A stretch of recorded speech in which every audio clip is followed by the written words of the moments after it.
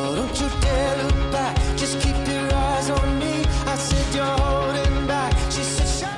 Had to find something at three-quarter time. It helped that you were finishing with the breeze, but that wasn't going to do the job for you. But the first 15 minutes of the last quarter was some fantastic footy. Yeah, look, it was done on the back of winning some stoppages. I thought Chris Green's ruck work in the last quarter, and in particular Jay Van Berlo's clearance work was fantastic. He had some allies in there, and Lynch was good all day. His pressure, I thought Manzoni was good, but I really think Jay lifted in the last quarter. Then the ball was played in our third, and our defensive mindset changed. I think we pressured the ball carrier, forced a lot of errors, didn't allow him to come back through the middle like we've done for 3 quarters. So it was really pleasing, but it took that long for we really got on top in the stoppages. Rather than kicking wide, we kicked long down the middle. Good contest. Nick Rodder going forward was important. Did a reasonable job down back, but just really made a contest, and so good to win in the end, but took a little longer than we would have liked. They were on top for most of the day, and they certainly grabbed the momentum just before three-quarter time. I think they kicked the last 4 goals of the third quarter. Were you still confident in three-quarter time that you could finish like you did? Oh, I reckon for probably the first 10, 12, 13 minutes of the third quarter, we were all over them. Again, we didn't get any reward for that, and then it was like every time they went forward in the third quarter, they kicked a goal. It was really disappointing. We gave up a goal late in the second quarter. I think Aaron Black could have easily stepped one over the boundary line, kicked out of bounds. Keitha Yu kicks one from 55. We gave another shot up and goal late in the third quarter. So we were doing enough wrong. The inside 50 count was always with us for the day. So it was just minimising our errors. But Seavey was clearly hampered. Did that limit their run? Probably not, but it meant Cameron pretty much ran a lone hand in the ruck. And I thought Darcy was fantastic. It was a good battle. Both Tyler and Chris battled hard in there, and so we were able to run over the top. So three-quarter time, I was still confident because clearly that was the scoring end.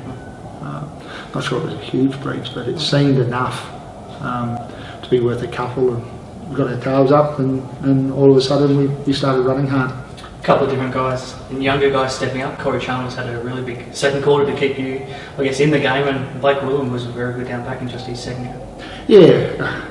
It was well documented that we haven't always been able to field our best side in terms of experience, and we're playing a lot of young kids who are developing and cutting their teeth, and one of the products of that is that we are making more errors than I would like, but the exciting part is that when they get it right, they're good players, and I thought Corey's goal sense and ability to defend in the forward half, kicked 3 first half goals I think, and Blake's from a basketball background, didn't play a lot of footy, played state league basketball. He's been a couple of years in our system, learning basically how to play footy again after spending all his time playing basketball. So really impressed with his effort. I thought Johnson showed glimpses. So we had a lot of young kids. Tyler Keitel was good. And I think some people don't always give credit to how young some of our other better players are. Like Nick Rodder's 21 years of age, Marcus Adams is 21 years of age, hold down really important roles in our structure. So we're a young group. I think last week was 22 point something years of age, and I don't think we would have been any older this week.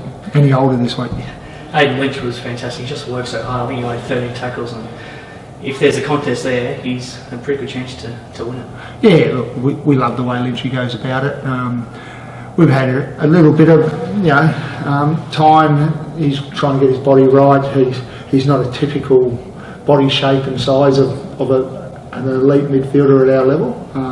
He worked hard last year, and a lot of people were critical at times that he couldn't force his way into league footy. But we try to get him to a standard with his work rate that we thought would hold up against other sides in league footy. And coming off being the best player in the reserves last year. He's really been able to hold his own, but his body strength and his will to defend in close, and generally his ball handling is pretty good as well. So we're really impressed with what he's doing. Important win, because I don't think you can miss the finals from here, and also you keep that little bit of a gap in the second spot, so it was a really important win. Yeah, and it'll depend a little bit on how the Swans and Peel game goes tomorrow, but we're really happy. 10-5, 15 games in is, whether it secured a spot in the finals is probably still mathematically not the case, but 10-5 with a healthy percentage, you would think that we're probably only one win from making that a certainty. But our aim is to finish in second spot. Top spot's probably not attainable, so 2-3 finish and hopefully a 2 finish would be great, so we could play a home final here at the arena. Derby now next week, and it looks like a massive game because they need to keep winning, and they're coming up a 100-point win this week as well, so that's going to be another big game. Yeah, 1-1 this year so far, and we go back to Leederville Oval and play them on a Sunday, which is a little bit different. But look, they must have been fantastic today. But we're fairly confident all the time that our very best player is good enough to match it with anyone. But they're going to be a huge challenge. I think when they've been good this year, they've been really good, and that may fluctuate on team selection. So it's a matter of seeing who they put out there and taking the game full on. And the good thing about our list at the moment, and we'll get 3 or 4 back over the next month or so. So the guys who are playing are actually playing for spots, hopefully in finals. So they'll keep pushing and trying to improve. So that's the aim anyway. Just finally, how close has Callum Papertalk been throughout the year to making his debut and just kicking 7 goals today in the reserves, getting him a bit closer? Oh look, Cal's been an interesting one. He had a really good pre-season, was playing mainly down back and on a wing, and there weren't many spots opening up for him. And then he pushed forward over probably the last month or 5 weeks, and he's kicked a fair chunk of goals. He's been close a couple of times. 7 goals 5 is pretty hard to ignore. We think Cal has got the ability to play league footy, like all young players, and he's been out of the system for a couple of years playing community footy, and for want of a better term, he's probably developed a couple of bad habits.